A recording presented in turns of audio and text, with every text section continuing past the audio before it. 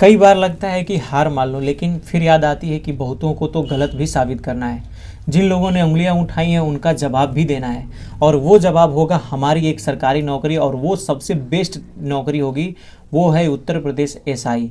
Uttar Pradesh SI में बनने के बाद जितनी भी बातें चलती होंगी, जितनों के भी मुंह खुले होंगे, सारे मुंह बंद हो जाएंगे। याद रखना, ये ऐसी भर्ती है जो बड़े बड़े अफसर लोगों के, मतलब अफसर लोगों के नहीं, मतलब बड़े बड़े जो पद पे लोग होंगे ना, वो भी इस दरोगा के आगे जरूर झुकते हैं, है ना। आप बात समझ रहे हो मैं कहाँ से कह रहा हूँ। तो ये दरोगा की भर्ती इतनी आसान भर्ती नहीं है, और ये इतना गौरवशाली पद है कि आप एक थानेदार को, एक दरोगा को आप समझ लो कि वो क्या होता है, वो अपने एरिया का मालिक ही समझ लो उसको, है ना। वो कम नहीं है, और वहाँ पे जो भी जितने भी कानून है ना, वो आपको पढ़ा देगा। तो आप भले ही अपने फील्ड में कितने भी बादशाह रहे होंगे, लेकिन जब आप उस लेवल पे जाएंगे तो आपको वो तो कानून थाने पे तो पढ़ा ही देगा। इसलिए कहता हूँ कि दरोगा की भर्ती बहुत लोगों से पचती नहीं है, और यदि आप हो गए दरोगा में, तो जो भी आपके पीछे वाले जो यूपी पुलिस में भर्ती हुए हैं, या फिर जो अभी किसी रेलवे एग्ज़ाम में भर्ती हुए हैं, या फिर किसी और एग्ज़ाम में हुए हैं, वो सब एक दिन आपको देख के पछताएंगे कि काश मैंने इस एग्ज़ाम की तैयारी कर ली होती और इसको निकाल लिया होता। इसलिए डेडिकेटेड होके, मन लगा के, ध्यान से पढ़ाई करो, ज़्यादा से ज़्यादा ध्यान दो इस पर, क्योंकि ये जो सफलता है ये एक ही दिन में नहीं मिल जाती, लेकिन एक दिन जरूर मिलती है। ये बात सच है, एक दिन में नहीं मिलती कि एक दिन पढ़ लिया आप फिर उसके बाद 10 दिन छोड़ दिया सफलता मिल जाएगी, नहीं मिलेगी, एकदम नहीं मिलेगी। अगर आप 1 महीना पढ़ते हो फिर अगले महीने गैप भी करते हो तभी भी नहीं मिलेगी। इसके लिए कंटिन्यू, लगातार आपको मेहनत करना होता है, ठीक है ना। ये वैसी सीढ़ी है जिसमें हमेशा कदम से कदम बढ़ाए रखने होता है। और रही बात कंपटीशन की, तो कंपटीशन ऐसा चीज़ ही है कि वो बढ़ता रह रहा है। यानी आज जैसे आप सीढ़ी हो तो एक सीढ़ी का निर्माण हो रहा है, वही समझ लो कंपटीशन है। कंपटीशन ऐसी सीढ़ी है जैसे आप पहली सीढ़ी पे हो, दूसरी सीढ़ी पे हो, तीसरी सीढ़ी पे हो, तो आगे 10 सीढ़ियाँ हैं ना, तो 10 सीढ़ियाँ से जब तक आप चढ़ोगे 10वीं सीढ़ी पे, तब तक 11वीं सीढ़ी तैयार हो गई होगी। तो अब आपको 10 से 11वें पे चढ़ना पड़ेगा। और यदि सोचो कि आप बीच में रुक गए, यानी बैठ गए वहीं पे, तो वो जो 10 सीढ़ियाँ हैं ना, वो जितनी चढ़नी थी उससे 10 सीढ़ी और भी बढ़ जाएगी। अब आपको और 2 गुना मेहनत करना पड़ेगा उस पर चढ़ने के लिए। इसलिए याद रखना, कंसिस्टेंसी ही सफलता का की है। ध्यान लगा के पढ़ाई करो। और हेलो एवरीवन, कैसे हो आप सभी। आशा करता हूँ बढ़िया होंगे और अपनी तैयारी बहुत अच्छे से कर रहे हो, और यूपीएसआई के लिए ही मन लगा के पढ़ाई कर रहे हो। और आज हमारा डे 15 है, जैसा कि आप 15 ही है, आज तो डे 16 है ना, आज डे 16 है, और हम लोगों ने बहुत अच्छे से पढ़ाई की हुई है।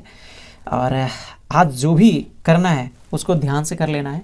और कैलकुलेशन आपको 10-10 मल्टीप्लिकेशन करना है, और सब्सट्रैक्शन करना है, स्क्वायर एंड क्यूब रिवाइज करने हैं आपको, सरलीकरण करना है, सिंप्लीफिकेशन के क्वेश्चन 100 क्वेश्चन करने हैं, और रीजनिंग में आपको क्लासिफिकेशन समानता करना है, पॉलिटी में नीति निर्देशक तत्व करना है, ये जीएस रिव्यू चैनल से देख सकते हो आप। और मूल विधि करना है आपको, दहेज प्रतिषेध अधिनियम, हिंदी में आपको वाच्य करना है, और साहित्य में आपको भक्ति काल करना है। तो बिना किसी देरी के मैं आपको अभी दिखा भी देता हूँ, क्योंकि जब तक वीडियो में नहीं दिखाता तब तक आपको सही नहीं लगता है ना, तो मैं दिखा देता हूँ और फास्ट तरीके से। अगर हाँ देखो, वीडियो को ना यार 1.5 पे भी करके देख सकते हो आप।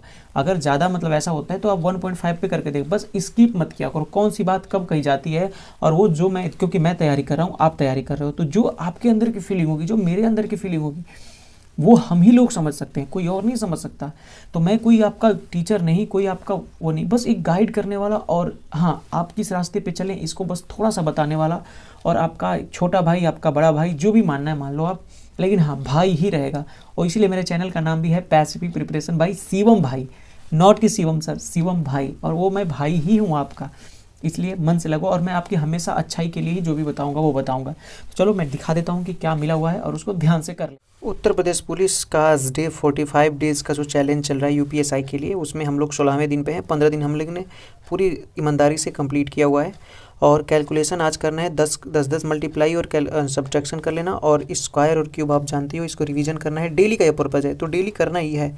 फार्मूला आप जानते हो, साहिल सर की वीडियो आधा घंटा 45 मिनट देख लेना, उनका फार्मूला उन्होंने चढ़ाया हुआ है, अच्छे से बताया हुआ है ना। मैथ में आपको सिंप्लीफिकेशन करना है, सरलीकरण की वीडियो है, आप इसको कर सकते हो, 100 क्वेश्चन है, ठीक बात है।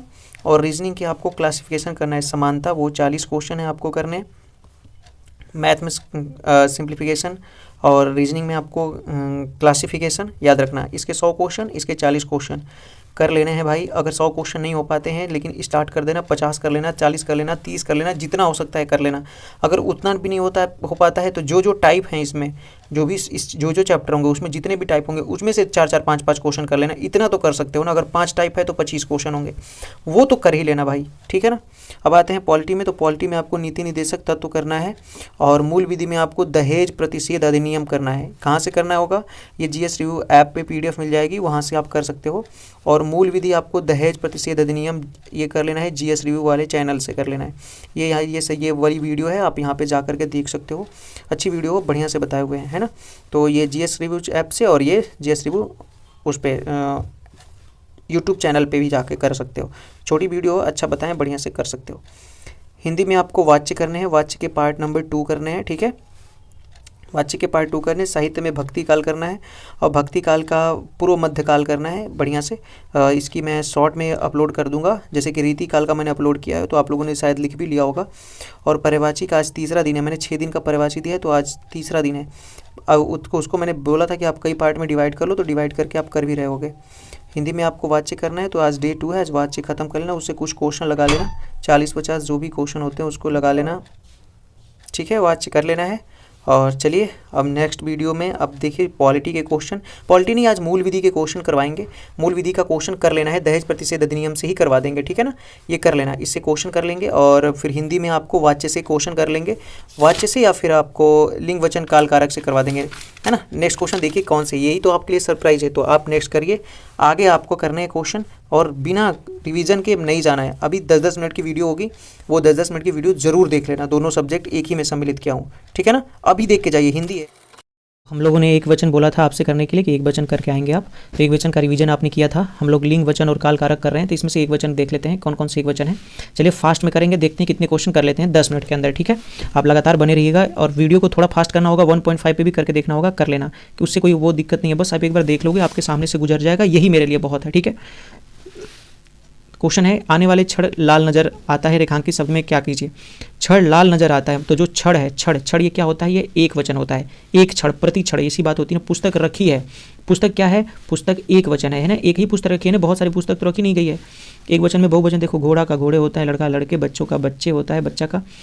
निम्नलिखित में से किस शब्द का एक वचन एक सा नहीं है? किसका एक वचन एक सा नहीं होता है? तो बेटा, बेटा का एक सा नहीं होता। काका को काका ही कहते हैं, काके नहीं कह देते हैं। फूफा का फूफे नहीं कह देते हैं। चाचा का चाचे नहीं कह देते हैं, चाचा लोग लगा देते हैं, है ना। लेकिन बेटा का बेटे कर देते हैं, ठीक है। आप समझ रहे होंगे। निम्नलिखित में से एक वचन कौन सा है? एक वचन शब्द कौन सा है?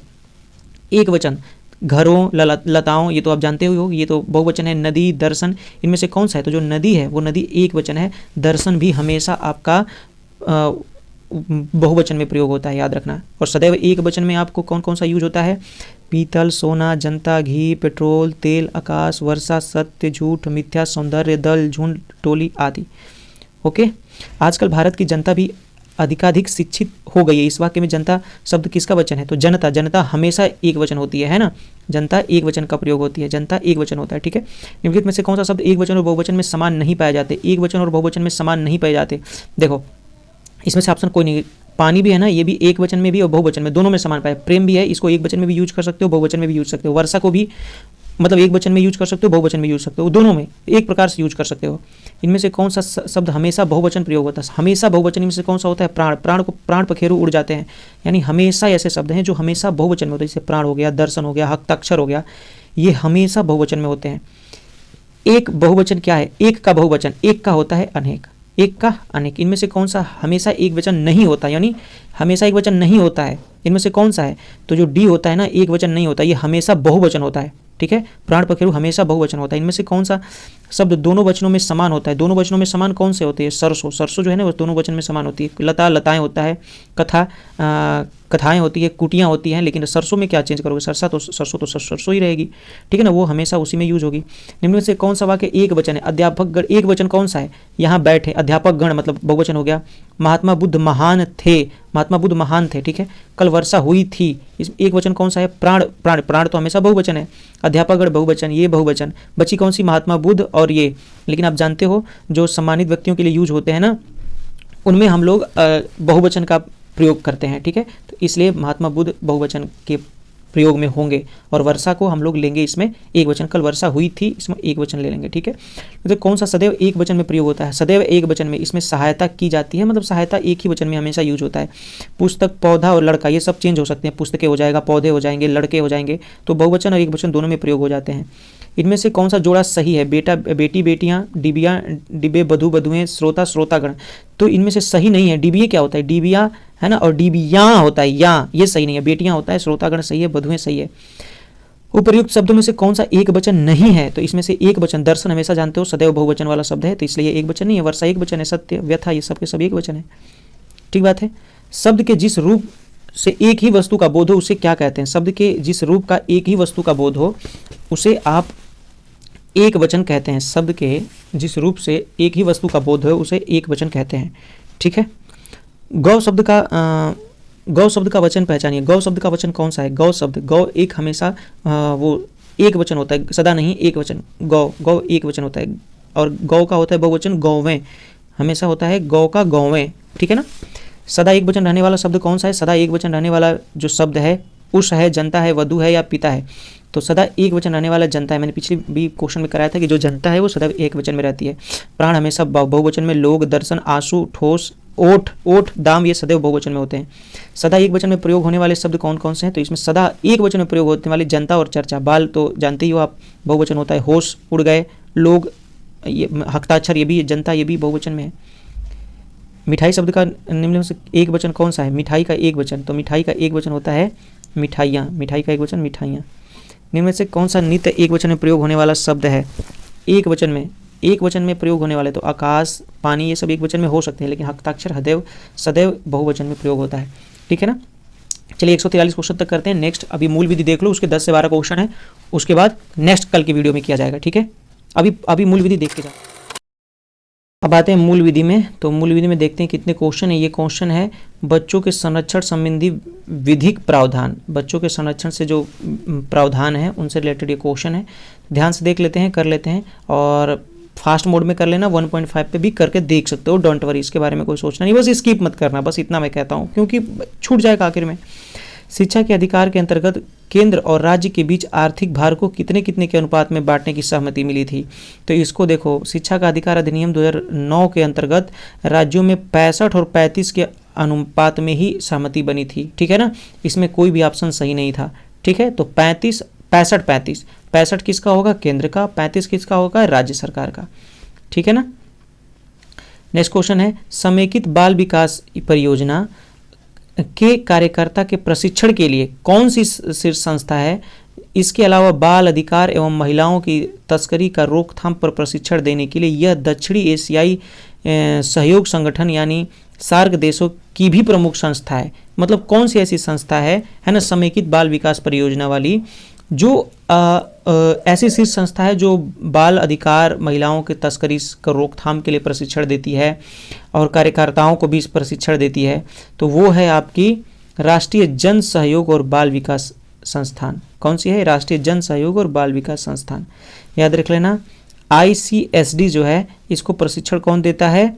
राष्ट्रीय जन सहयोग और बाल विकास संस्थान। ये बाल विकास एवं महिलाओं की तस्करी को रोकथाम करने के लिए भी ये आपका वो प्रशिक्षण देता है।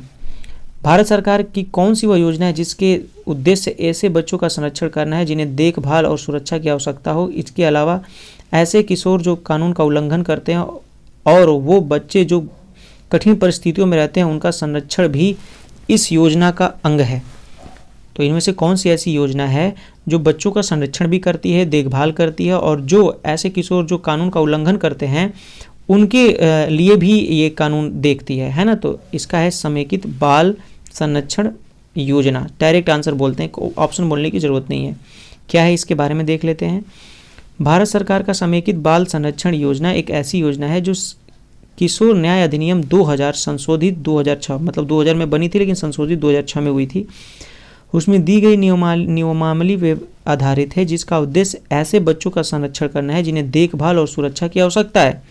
इसके अलावा ऐसे किशोर जो कानून का उल्लंघन करते हैं तथा जो बच्चे कठिन परिस्थितियों में रहते हैं उनका संरक्षण भी इस योजना का उद्देश्य है। मतलब मान लेते हैं कोई बच्चा है जिसको कानून किशोर बच्चे हैं जो अंदर चले गए हैं और उनको बहुत कठिनाई हो रही है, बहुत सारे शासन झेलने पड़ रहे हैं, तो उसके लिए भी आवाज़ उठाती है संस्था।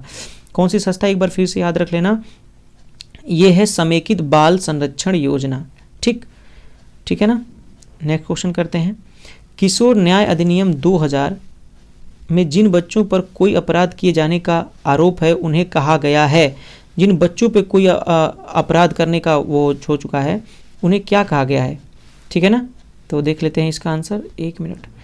तो अपचारित किशोर, संरक्षा की आवश्यकता वाला किशोर, विधि किशोर, बाल अपराधी। तो इसका आंसर है विधि संघर्षित किशोर। ठीक है ना, विधि संघर्षित किशोर। क्या ऑप्शन है? किशोर न्याय अधिनियम 2000 की धारा 2 के अनुसार विधि का उल्लंघन करने वाला किशोर से ऐसा कोई किशोर अभिप्रेत है जिसके बारे में यह कथन या बयान है कि उसे कोई अपराध किया गया और उसे अपराध करने की तारीख को उसने 18 वर्ष की आयु की पूर्ति नहीं की है, तो उसे विधि संघर्षित किशोर या विधि का उल्लंघन करने वाला किशोर कहा जाएगा। ठीक है ना। उसको अगर ऐसी बात है ना कि उसे किशोर न्याय अधिनियम 2000 के अपराध में उसको गिरफ्तार किया गया तो उसे क्या कहा जाएगा? तो उसे विधि संघर्षित किशोर कहा जाएगा। ठीक है, अभी पूरा नहीं किया तो विधि के अधीन वो आ चुका है। 5वां क्वेश्चन नंबर है, किशोर न्याय बालकों की देखरेख और संरक्षण अधिनियम 2000 के अधीन देखरेख और संरक्षण की आवश्यकता वाले किसी बालक को निम्न में से किसके द्वारा बालक कल्याण समिति के समक्ष पेश किया जाएगा? मतलब किशोर न्याय जो है वो बालकों की देखरेख और संरक्षण अधिनियम जो 2000 आई थी उसके अनुसार वो किसके द्वारा, निम्न में से किसके द्वारा बालक कल्याण समिति के समक्ष पेश किया जाएगा? कौन ले जाकर पेश करेगा? कोई भी पुलिस अधिकारी या कोई भी लोक सेवक या कोई सामाजिक कार्यकर्ता या उपयुक्त में सभी। तो इनमें से कोई भी है ना, बालकों की देखरेख से संबंधित संरक्षण के लिए कोई भी किसी भी बालक को पुलिस अधिकारी, लोक सेवक, सामाजिक कार्यकर्ता या लोकात्मा से अभिभूत कोई भी नागरिक द्वारा बाल कल्याण समिति के समक्ष पेश किया जा सकेगा। ठीक है ना। तो ये रही 5 क्वेश्चन और इसमें अभी क्वेश्चन बचे हुए भी नहीं, चलो कर ही लेते हैं। ठीक है ना। ठीक, 1 ही 2 क्वेश्चन बचे हुए तो कर लेते हैं। शिक्षा का गारंटी, शिक्षा का RTI, शिक्षा का अधिकार अधिनियम कब पारित हुआ था? तो शिक्षा का अधिकार अधिनियम अभी मैंने बताया कि सन 2009 में पास हुआ था, है ना। और प्रभावी कब से बन गया? तो 1 अप्रैल 2010 से प्रभावी हो गया है। कब जोड़ा गया इसको? तो 86वें संविधान संशोधन 2002 के तहत 21A में जोड़ दिया गया है कि 6 से 14 वर्ष के बच्चों के लिए आप निःशुल्क शिक्षा दोगे। ठीक है, ये रहा इसका। ठीक है ना। अब कल पढ़ा जाएगा अनुसूचित जाति और जनजाति अधिनियम 1989। ठीक है ना। चलिए तब तक के लिए थैंक यू। और हाँ, वीडियो को लाइक करके चैनल को सब्सक्राइब कर देना। थैंक यू सो मच यार, सच में थैंक यू। आप इतना देर तक देखते हो, अच्छा लगता है। मैं मेहनत करता हूँ उसका आप लोग सपोर्ट भी करते हो, इस वजह से मुझे बहुत अच्छा लगता है। चलिए ठीक है, तब तक के लिए थैंक यू। जय हिंद।